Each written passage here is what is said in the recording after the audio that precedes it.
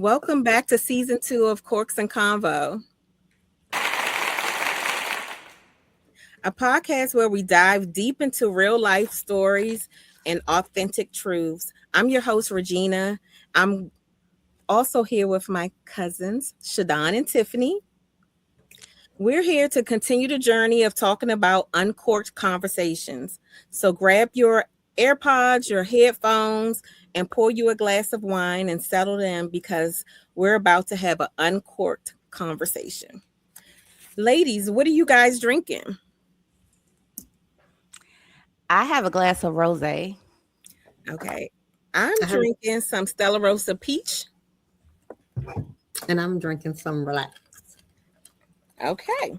So today we are honored to have a guest, a very good friend of mine, Mr. Bruce Oliver. And Bruce is the founder. And Bruce is the founder of the Men of PG County. And Bruce, did you want to talk a little bit about your group? Well, we're just a men's group that we serve the needs of the people in PG County. We emphasize men. We have a meeting once a week, every Thursday from 7 to 8. They usually go to like 7 to 9, 7 to 10. You know, when you talk about men's issues. And we have real talk. Not the conventional talk, not the easy, safe talk. We have real talk. And we create a safe place for men to come awesome. and fellowship. Yeah, and we challenge each other. Oh, that's awesome. And everybody needs that. And we're happy that men are having a safe space where they can talk about things. So let's get started with our first season show. And so we decided to invite Bruce to get a male's point of view of some of the things that we talked about in season 1. So we're just going to jump straight in. And Bruce, I'm just going to hit you with the first question. Please feel free to answer any way you like. We're family here and we invite you into our family. So get comfortable, have something to drink, and just tell us what you're thinking. So my first question is, we did a show about frenemies. Do you know what a frenemy is? An enemy that acts like a friend? Absolutely. So I unveiled in that conversation about a girl who had been my friend for over 50 years. And she was talking about me on an app called Marco Polo. She thought she was talking to somebody else, but she was talking about me. And so she sent that to me instead of whomever she wanted to talk to.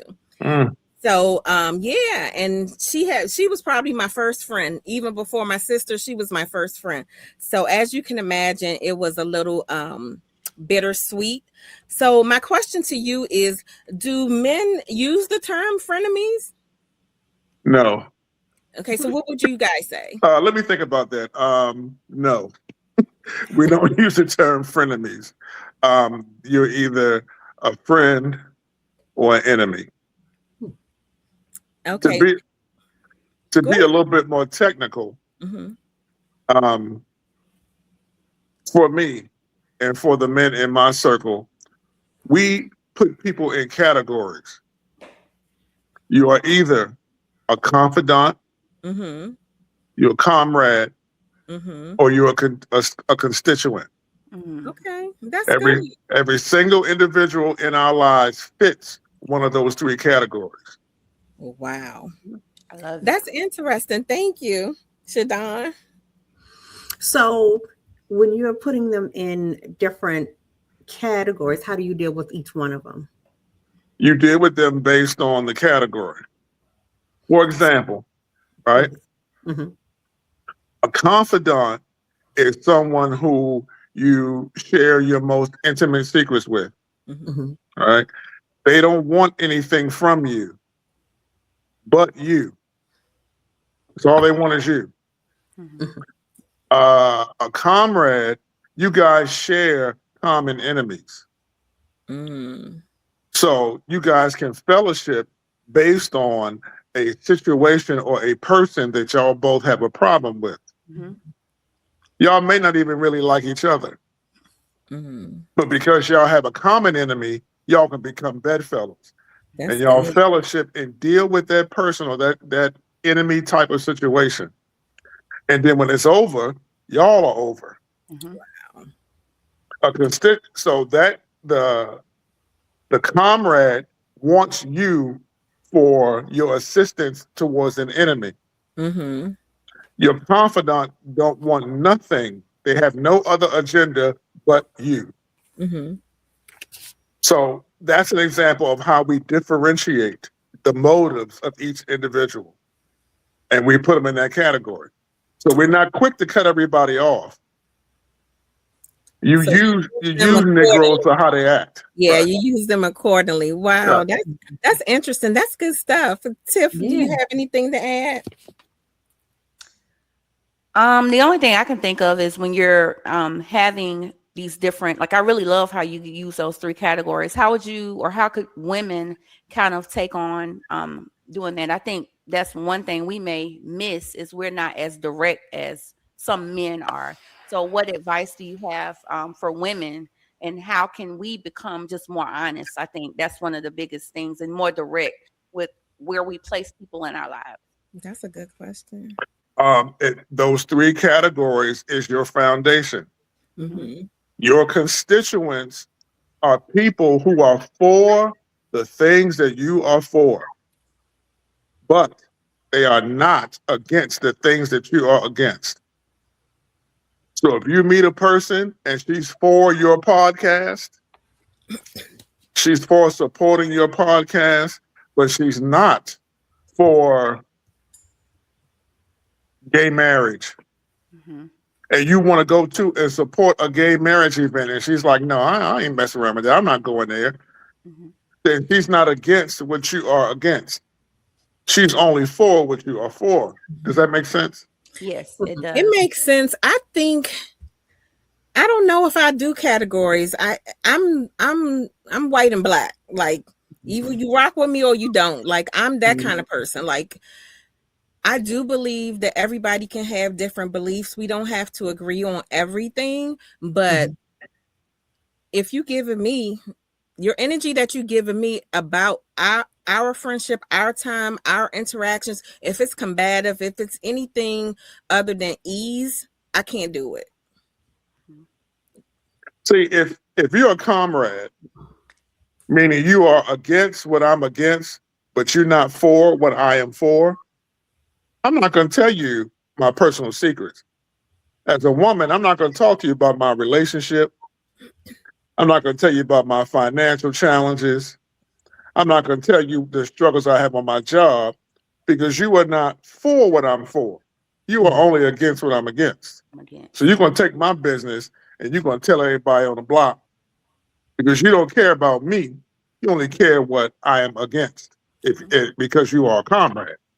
So I'm trying to look at me and see this. Now, everybody knows I have a million girlfriends, but I have groups of girlfriends. Like I have my sassy group. I have the girls who I've grown up with for a long, like I just got a lot of groups of girlfriends, and I don't mix my friends except on my birthday. On my birthday, if I'm having a party or whatever I'm doing, I'll have, everybody from different places come and celebrate me. I honestly, everybody that I have chosen, my word for the year last year was intentional. I'm very intentional about the people, the relationships, and the things that I do. So I don't have anybody that I feel like I couldn't tell my personal business to, because I've already vetted you. I've already done the things to make sure that we are on one accord. So I don't know. I'm gonna have to think about that one, because I know one person that you can't tell your personal stuff to. Who? That chick that just was talking about you for 50 years. Right. Right. That's a fact. That was a surprise, Reed, because that was a surprise. Because, like I said, from the crib, we've been friends. Yeah. And so I had no clue. None. But anyway, let me just keep the party moving.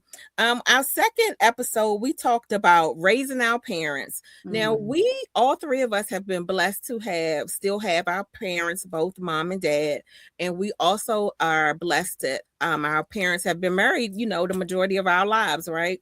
So But my parents are hard-headed. They don't listen. They want to do what they want to do. The doctor's telling them to do stuff. Don't eat this or exercise. Like, you know, my father stared the doctor down. He was like, for an example, the doctor had told him, you need to start exercising.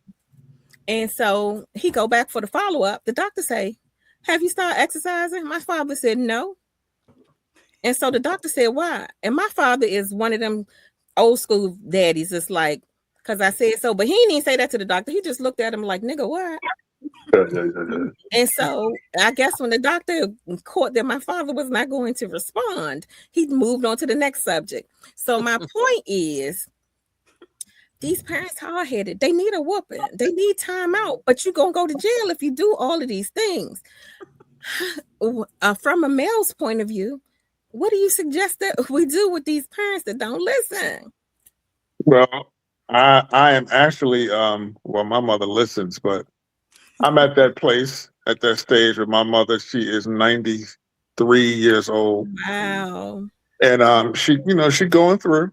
Mm-hmm. She was light stroke, and you move with the walker, and what I thought was a little dementia, but it's not dementia. It's just 93 years old. Exactly. You know what I'm saying? Mm-hmm. So, one thing that I tell people is transitioning as you get older. Not our parents. I'm talking about us. Yeah. Transitioning how we communicate with our parents. Mm-hmm. See, at 94, she's still my mother, but she's not mommy. Oh. You understand what I'm saying? I am an adult man, and at a particular age, when I walked into my responsibilities as a man, Mm-hmm. dear mother, I want you to respond to me like a man. Mm-hmm. You can't talk to me like I'm a little boy anymore. You can't talk to me like I'm your little Buddha scooter anymore. No, I'm too old for that, baby. I'm paying your bills now. You know what I'm saying? I'm not Buddha scooter. I'm your son that pays your bills now. Mm-hmm. So that is how you have to regard me in our exchange.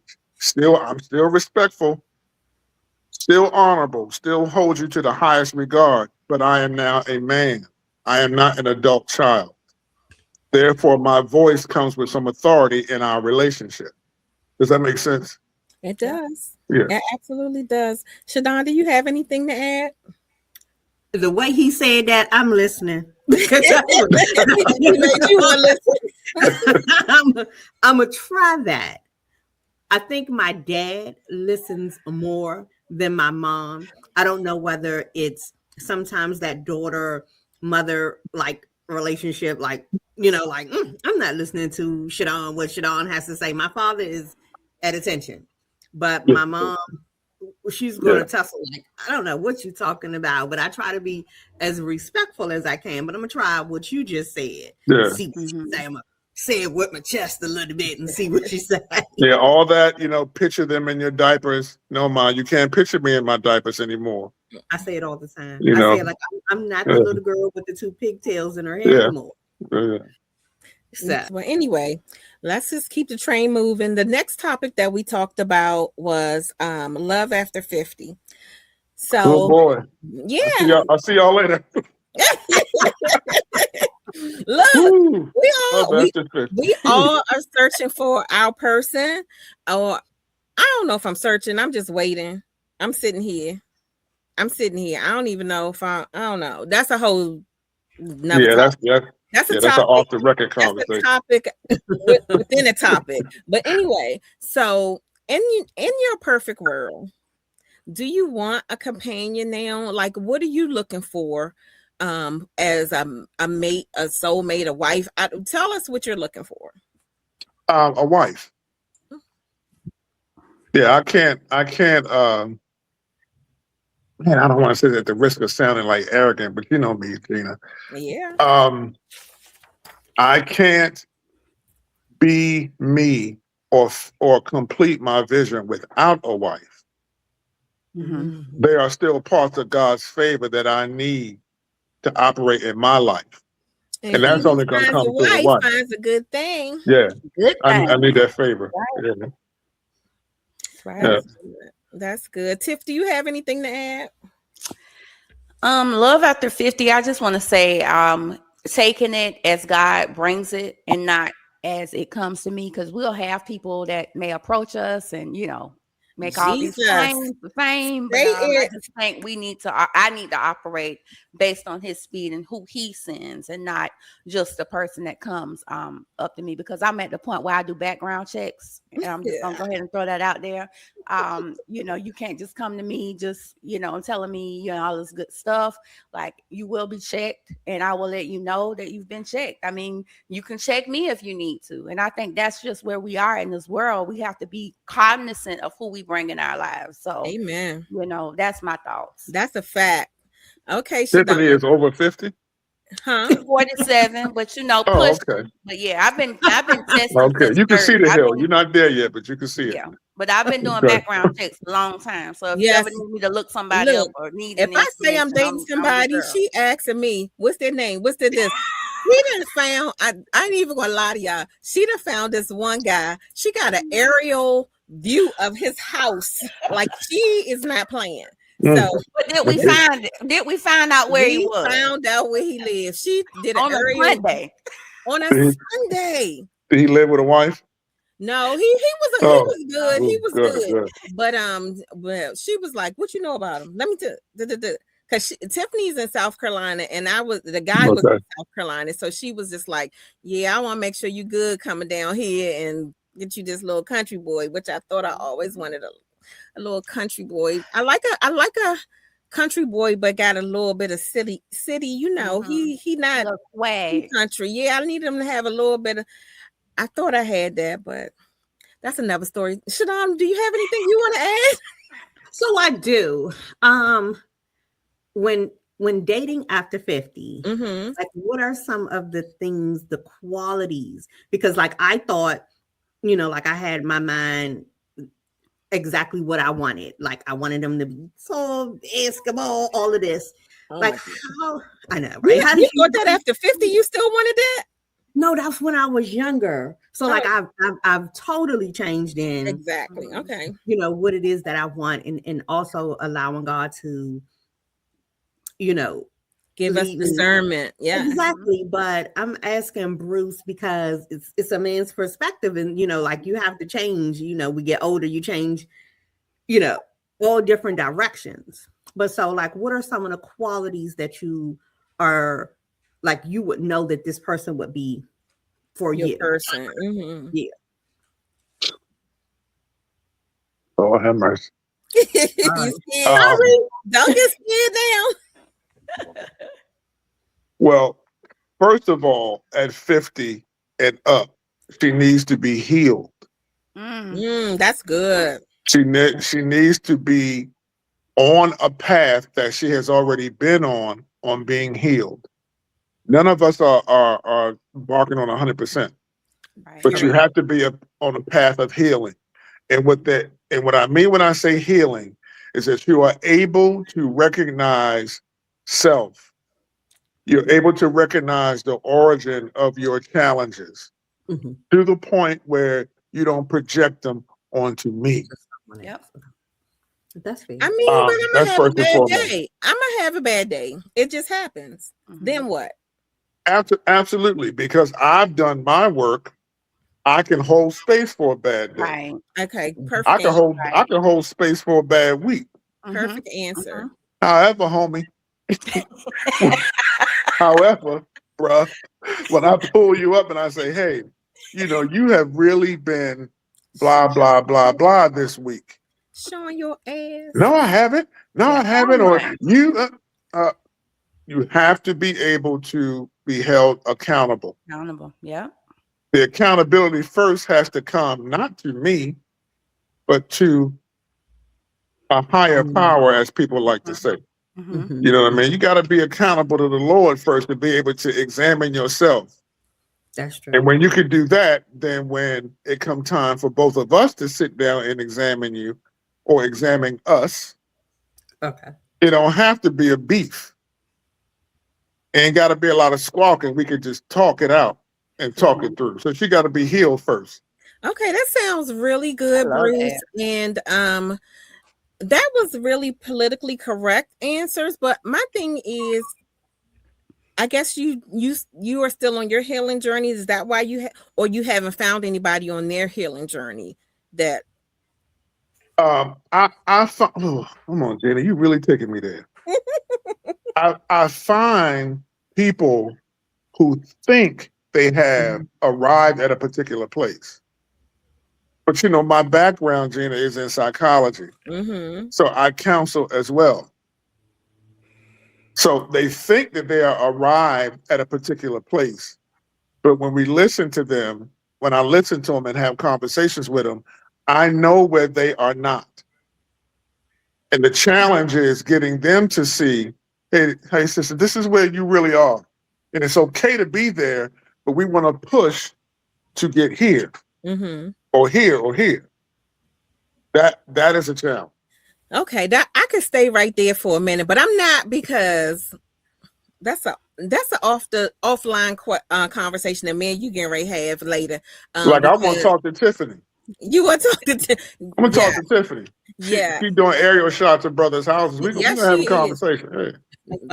Tiffany do not play, and she definitely don't play about me. So this one, I say these two ladies right here, they don't play about me. I know that these are my shooters. Like if I gotta go there, they going with me. You know what I mean? So if I say, baby, I got a body, and they be like, you want me to chop it up, or we putting it in the lake? Like it's that kind of party. So these are my people.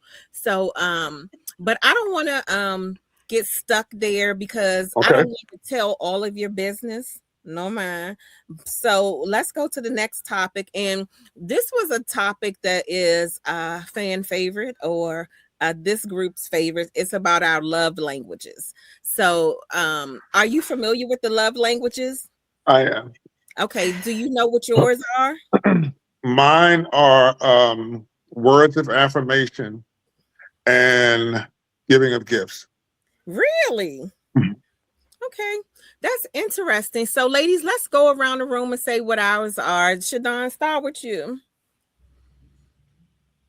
Mine is touch and communication.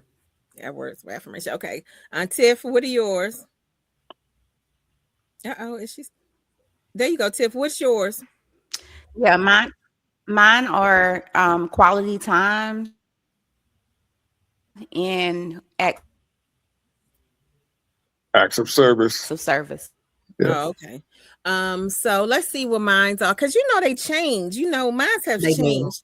But I'm definitely a words of affirmation, and I don't know, because I have quality time and physical touch are very close, but I guess you have to be quality time to physically touch me. So there's that. So but those are mine. So have you ever used that in vetting somebody you're interested in, Bruce?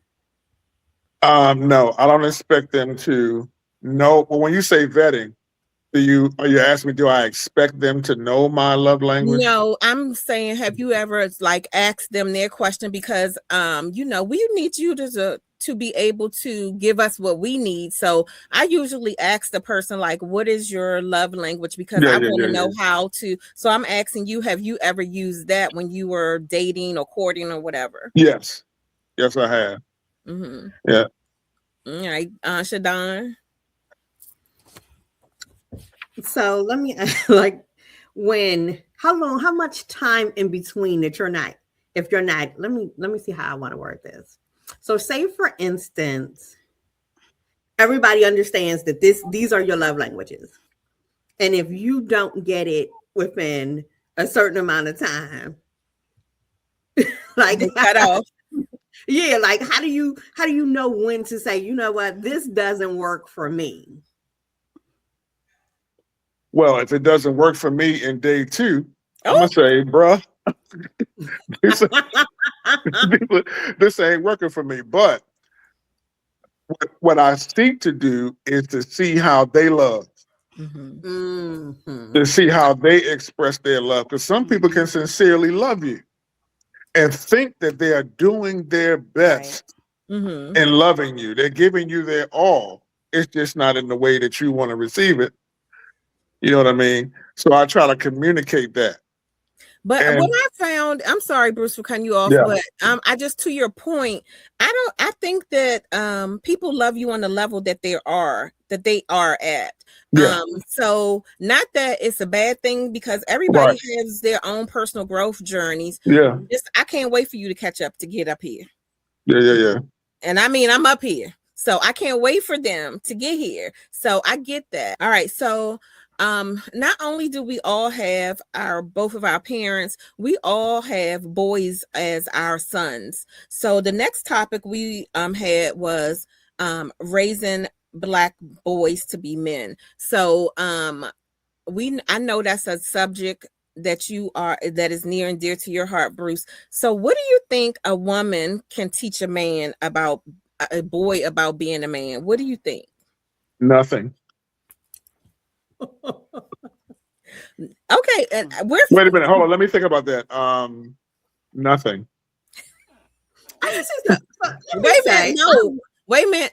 I want him to talk about this, because I know that this is a topic that I've heard him talk about before. And so let me just preference the conversation is that we all know that we cannot teach a boy to be a man. We all know that. We all have agreed to that. But what we came up with was we can teach a boy what we don't like about a man to be a better man, like the things that we have issue with that we've seen in other men. We try to make sure we instill stuff in our boys, but we all have strong fathers, so we have father figures in their life, or male figures in their lives, so that they can get what they needed to be a good man. And so I think my son is the oldest. Wait a minute, Davon and Reggie like right beside each other, right? So Reggie, my son, just turned 32, and Davon will be 32 in August, right? Mm-hmm. And then Tiffany, how old is Caleb?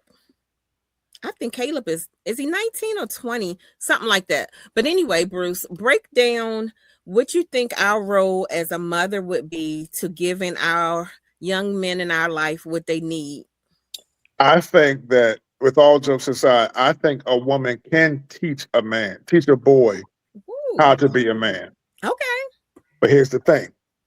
Here's the catch to that. When you teach someone something, you're giving them information. You can give him information on how to be a man from your perspective. But boys need training. Mm-hmm. Training is when you orient them into the behavior. And you orient them to the behavior through repetition as well as understanding. So when you give him a teaching, he has to also then be put in a scenario where he can act upon that teaching. Then he becomes oriented to the behavior. Does that make sense? It does. And so I know that you have, I know that you do, is it karate? What do you do? Martial arts, yeah. Martial arts. So do you think like putting young men, because ours are all, older now, but do you think like younger, then put them in sports where they're around other male figures? Like, where does the training come from? I guess that's my question. I'm all for young boys in sports.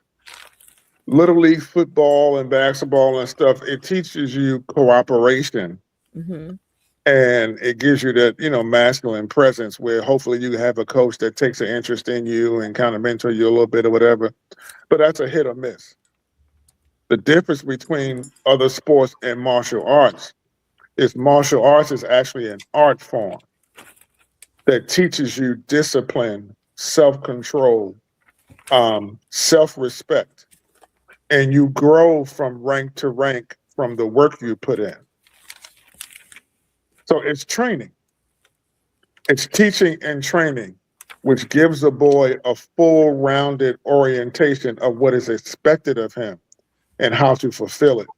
And he's able to identify with reality when he doesn't fulfill it. If you don't fulfill it, you will not pass your test. You will not get your rank. You have to earn level to level. Are there any other places you think the guys can get training? Young guys can get training outside of martial arts.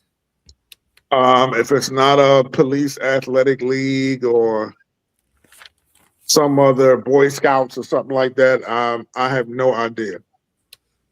I know my church they do something for the boys, and then they also have, I can't even think of the names of them right now. I should be ashamed of that, but my son is 32 now, and they have something for, it's like almost like a rites of passage type of program. And so they do things with them, you know, like even teach them how to tie a tie, how to correctly speak to a person.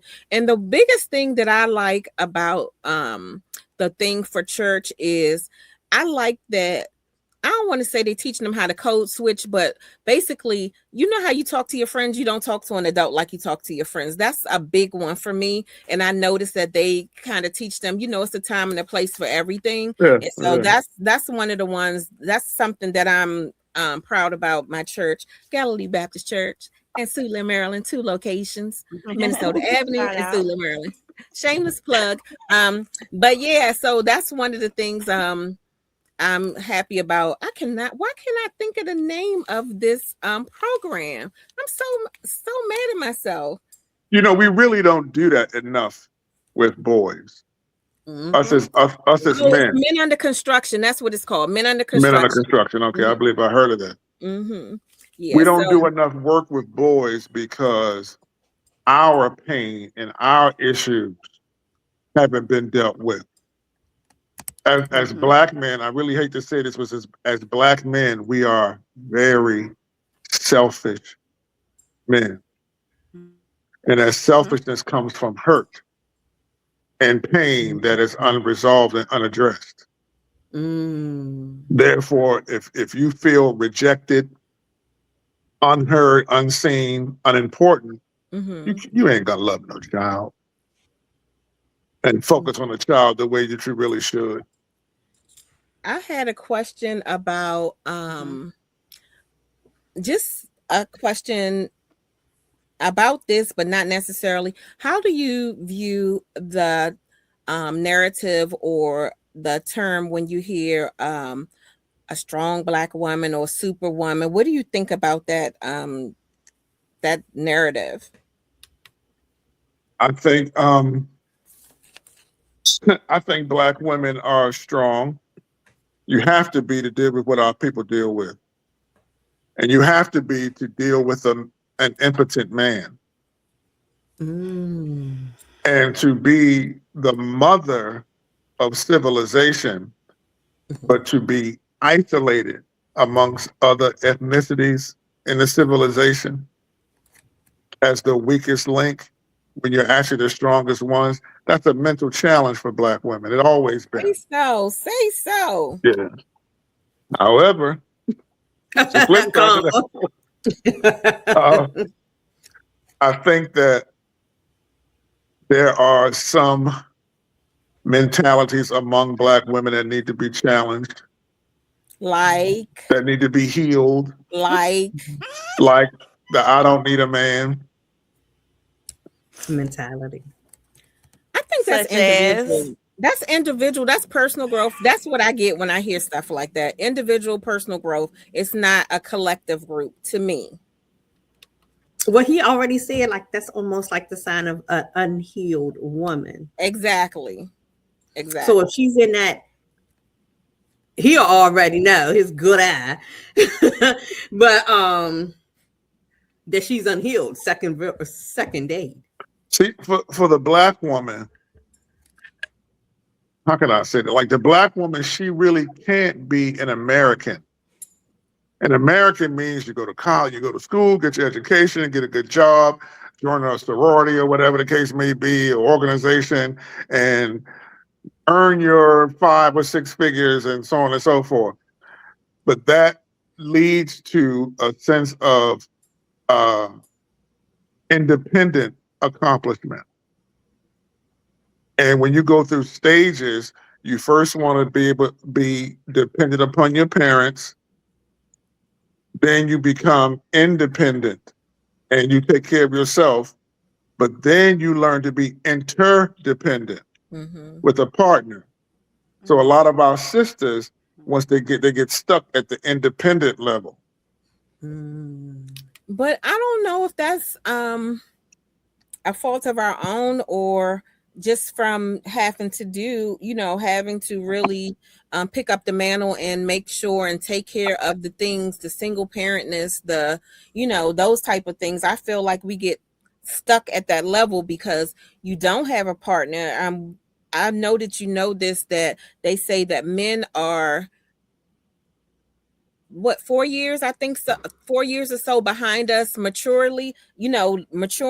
So if we get there first and you don't have no person there to meet you where you are, that's how we get stuck. I mean, it's those type of things. I don't think it's we want to stay there. Everybody, I hope, wants to grow and be their best self.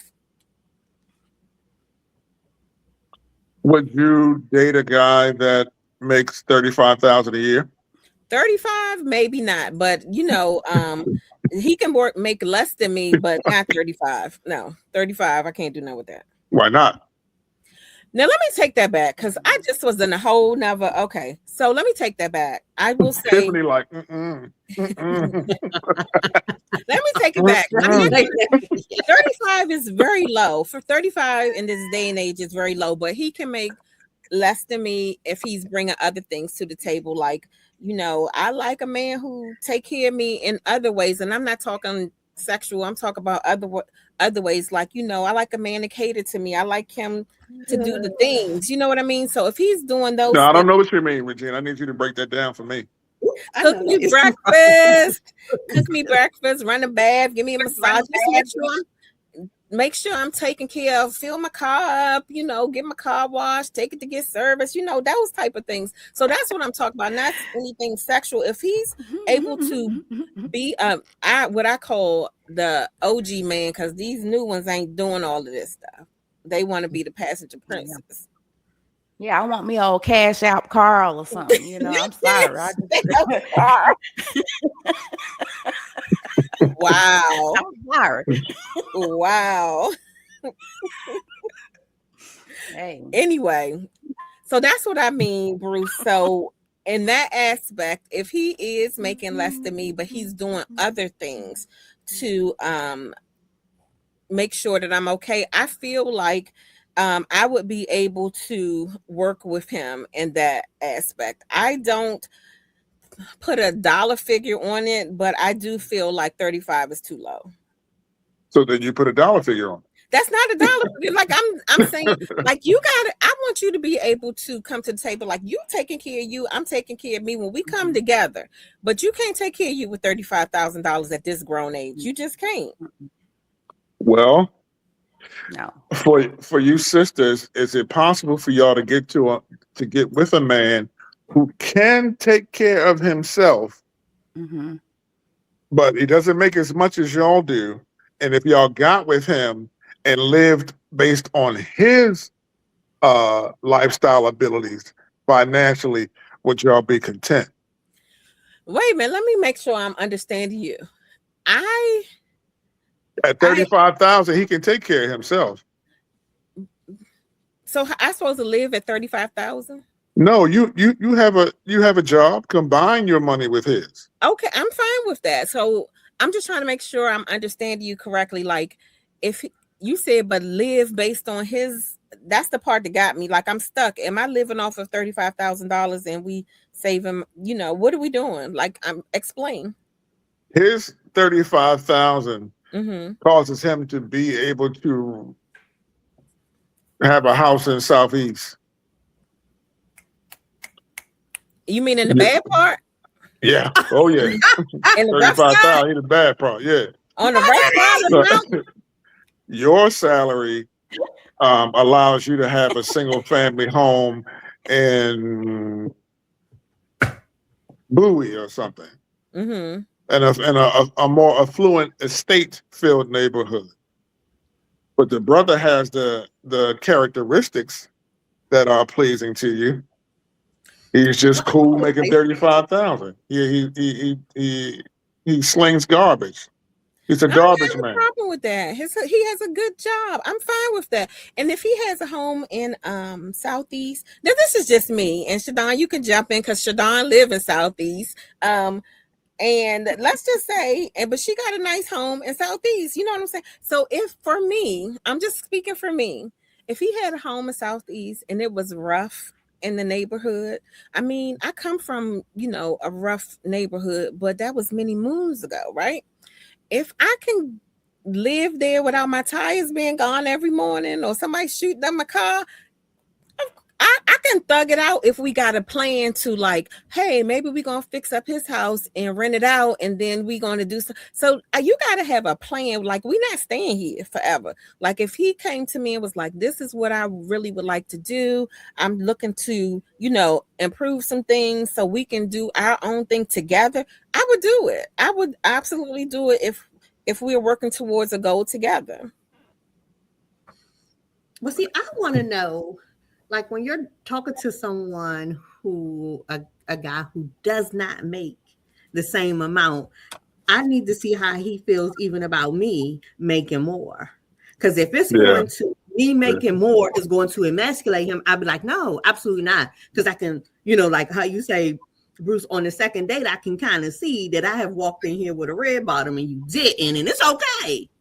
But I don't want you to feel like, like me making more money, or this is what I wanted to do with my career. And I had, women have sometimes we have different opportunities than men. Absolutely. So, to take all of that into consideration and, to see just where I came from, like I can get, climbing the ladder and trying to get yourself to there. Mm-hmm. But I want to make sure that you don't have a problem. Yeah. With me going to Jamaica and you not. Thank you. Dang, Let me just say, You can leave home. You can't go, say bro. one quick thing, real quick. You got to think about it. Like, if he has a problem, I don't want to drown him. Does that make sense? Why Like, you go though? Why you can't buy him a ticket?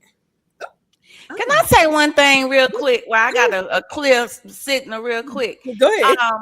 Real quick. I'm all for the man. I love men. I love Black men specifically, like seriously.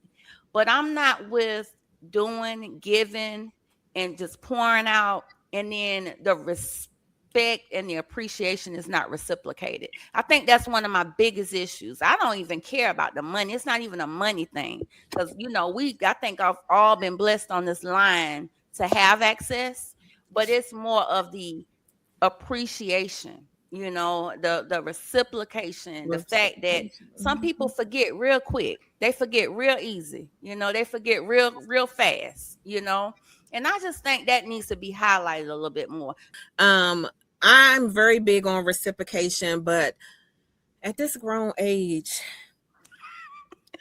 how much time we giving people, Bruce? You said 2 dates? You said 2 days. Yeah, I can be with somebody on 2 dates, and I can kind of get a scope of what I'm dealing with. Mm-hmm. Wow, you good. I don't know because I think that's unfair. I think it's unfair. Because 2 dates, you can't tell nothing about me in 2 dates. I can tell a lot about you in any conversation, but that's because I've been taught how. Mm-hmm. The average guy hasn't taken counseling courses. Okay, so you already know me. You already know me. So what can you tell about me?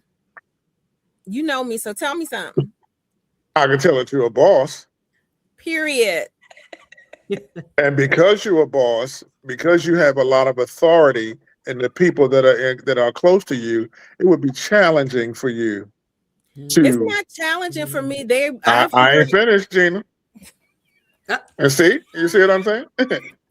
Kevin Samuels, you got Kevin Samuels, Gina, sometimes. No, I'm just joking. But you have to be. It will be a challenge sometimes, not all times, for you to yield some of that strength because of the work you put in. Mm-hmm. Mm-hmm. So, Shadon, do you think that's accurate? Because I think you know me better, and I feel like Go ahead, Shadon. I'm gonna ask you because Shadon knows me best out of everybody. I want to see what you say. What is your question? And be direct. What's your Do you question? think that Do I think I, would that be I hard to date? Do I think like you would be hard to date? Because that's the way I interpret what he said. yeah. Okay, so yes, do you think that I'm hard to date? I would come in still being a boss in a relationship, not able to submit. Do you think that about me? No, I'm not saying hard to date. Your personality is too great not to enjoy you on a date. Exactly. But what? But when it comes to long-term building, you are a boss. And I want to build with my man. Say it again. I want to build with my man. That's the goal. Well, let me say this. For you personally, Gina, see what a lot of us don't understand is this. Say like me, I've been in real estate for 20 years. I'm at the retirement part now, Gina. I'm selling my company. Mm-hmm. So what I have made from my tenants once a month for the past 20 years, most Black men don't make that. I get it. You know where I live. Most Black men don't live there. But that's rare. That's very rare. Most Black men have, and I got a leg up. I had help. I had a family member that was NFL. So I had help up to start the business 20 years ago. Mm-hmm. But most men that work the average 9 to 5, they're not making high six figures. Or they have child support and all that kind of stuff that's going on that makes them financially okay, but not necessarily stable to match your level. So therefore, it's gonna be challenging for you because you have a lot of authority in the people that are in your circles. Does that make sense? It makes sense to a point, but Shadon, let me hear what you got to say, girl. No. Like listening to him is very interesting to just like kind of see his vision. I think you're more open. Like within the last couple of years, I've seen you go through a whole lot. Like I am a proud sister over here in you to see the growth, see the calmness. Because like probably even with me, you back then, so I see the growth in you. I enjoy seeing that. I look up to you in those areas. But I think you would give an opportunity. I don't think you would stay if it wasn't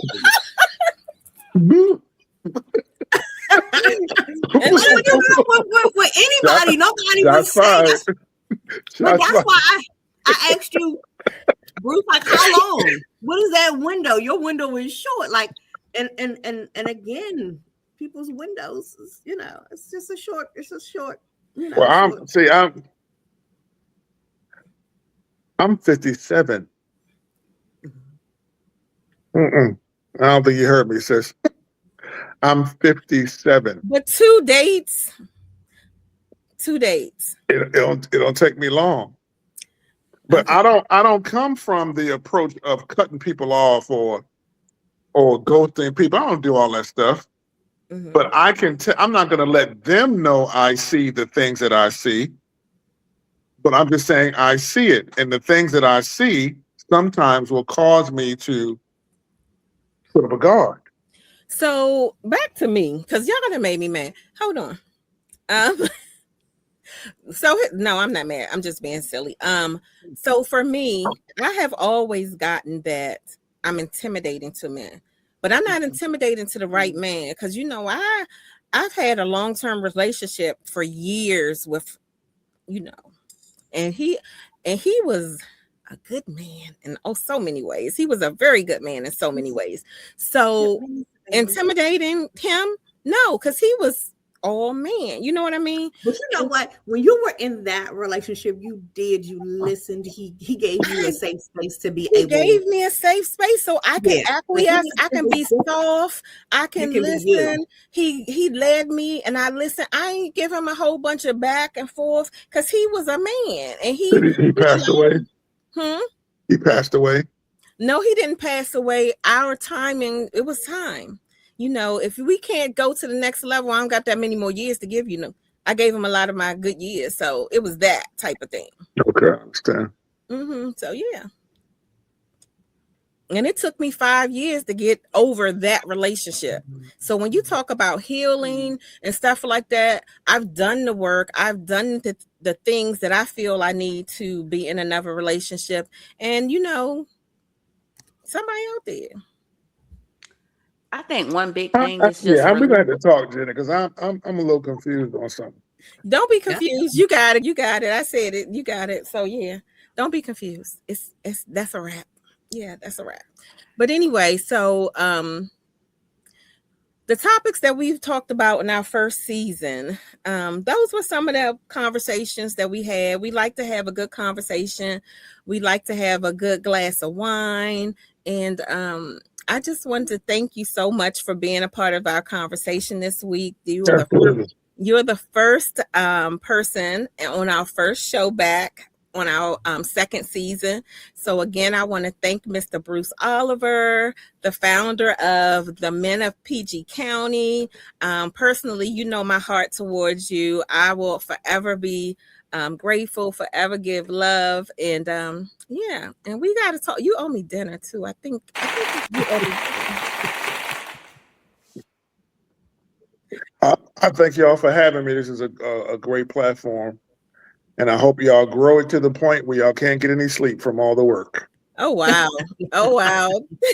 So we have been truly blessed in our growing. And I don't know if I don't want to mess my sleep up, but we definitely want to grow and just see what God is leading us. We have a lot of things in store, but thank you so much for being with us.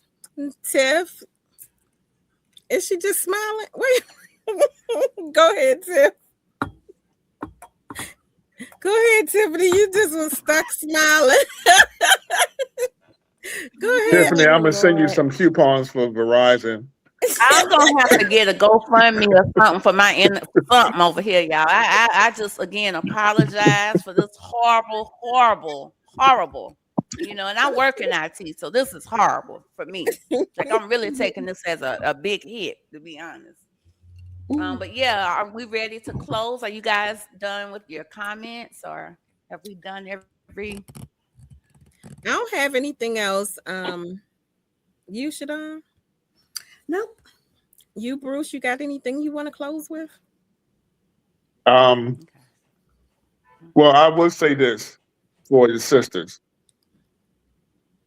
When you guys are looking for your men, I don't know if you guys are over 50 or not, but when you're looking for your men, one thing that you need to discern is if he has a vision that he has worked on, or is he just existing? Say it. See, that's what I'm saying. You can't lead me if you ain't got no vision for yourself. Yeah. We be talking about that. And he may have a job. He may be paying bills and so on and so forth. But on his days off, you know, he's hanging out with the boys. He's at the club. He's throwing back shots. That's existing. A man that has a vision wants to build something. Mm-hmm. And if the man you're with, he doesn't have a vision, then you have nothing to help him with. Exactly. You guys are called to help us bring our visions to pass. If we don't have anything for y'all to help us with, then the only other things that you guys are doing is helping us with our pleasures. And that's why most men are never satisfied with one woman. Wow. Because when a man has a vision, he has to protect that vision. And being with that one woman helps him to protect his vision. But if he just using sex and pleasures like getting high to help him cope for his existing life. Wow, that's deep right there. Keep that in mind as you guys go forward on your dating ventures. Thank you, Bruce. We really appreciate you. Thank you so much for joining us. Very welcome. This week. Yes, you got to come back. That was it right there. Wow, that was Thank it. you so much. We Mm. really enjoyed this Thank you. conversation. Thank you. I enjoy Very you guys rich. as well. Thank you. Mhm. Yes. And this is another Uncourt conversation with Courts and Convo. We hope you guys have enjoyed it. And we just ask for you to come back and tune in every week. And thank you for joining us with Courts and Convo. Raise your glasses. Cheers. Cheers. Cheers. Cheers. Cheers. Cheers. Thank you, Bruce.